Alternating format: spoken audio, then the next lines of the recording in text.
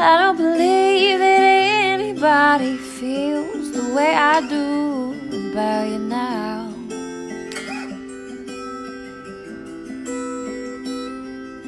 And all the roads we have to walk are winding, and all the lights that lead us there are blinding.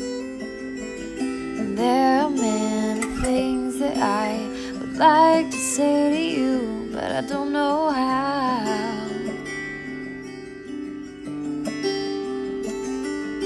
But maybe you're gonna be the one that saves me. And after all, you're my wonderwall.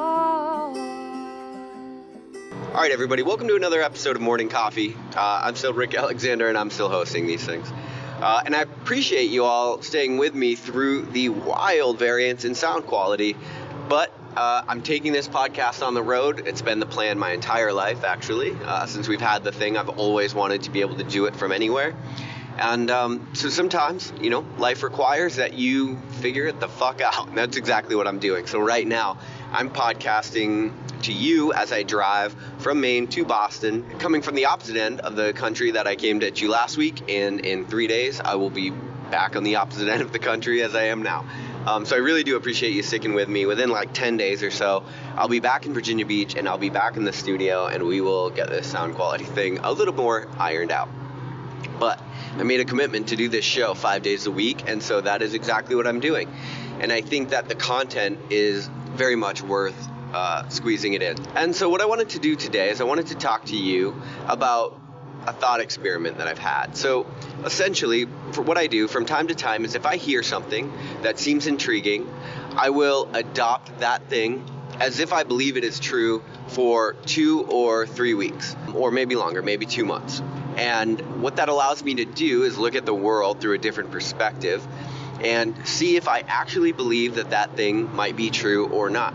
It's a really easy way to stay open-minded, actually, because if you hear something and it rubs you the wrong way, or maybe there's some part of you that has a visceral reaction to it, maybe it's something that you might need to explore more within your own life. And the way that I do that is I try to adopt it as a belief and then just see where that might lead. And so what I would do today is I would encourage you to participate in this thought experiment with me.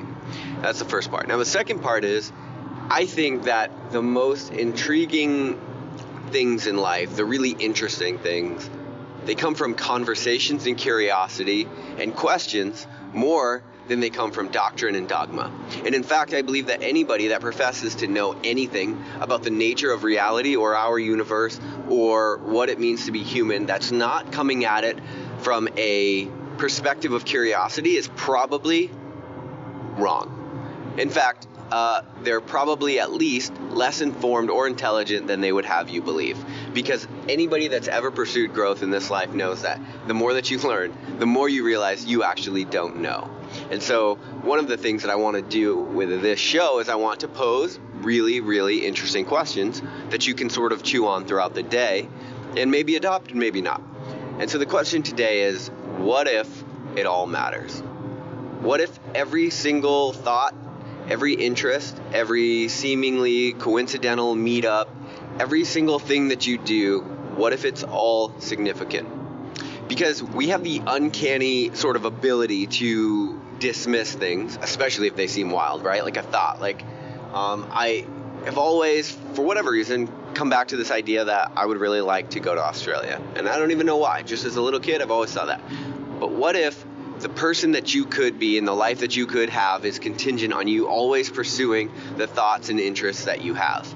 Because a lot of people come to me and they say, like, I don't know how to figure out what it is I'm passionate about. And then my first thought is like, well, passion is not going to come find you. You need to cultivate it. And so of course you're not going to know what you're passionate about, because how much shit have you actually done? And people like to look at people that do all these different activities and they're like, oh, you got to focus on one thing. Okay, well, maybe you won't know what that one thing is until you've done enough things to know what you do and do not want to do with your life. And so if you pursue every interest, I've said this many times, but if you pursue everything that you're interested in, you're going to find things that resonate with you, and you're going to find things that don't. And the things that don't are actually just as powerful as the things that do.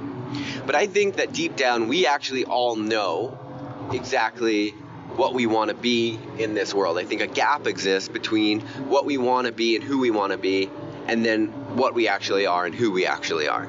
And I think that filling that gap, I'm coming to this belief more and more, I think that filling that gap is actually contingent on us understanding that everything we do matters. Every single thing. We don't have thoughts for nothing. Because I've thought about this a lot, and it's like, where do thoughts come from? Where do these ideas, literally, they just seem to come from the depth, right? They just seem to come up from that which is deepest within us, right? And some people might believe that's your soul or your essence, or it doesn't matter, but they come from somewhere, and I'm starting to believe that they actually all matter. Consider this idea, and I've talked about this idea of potential before. A lot of times we say, oh, he's got so much potential, and we typically reserve that phrase for somebody that's probably not doing too much with their life. But the thing is, they actually don't, in their current state, have any potential, because potential, in order to manifest your potential, is contingent on you doing things that are going to get you to that place, right? Because a potential is all that you could be in the future. But if you don't make any deals with the present, you'll never be that thing in the future.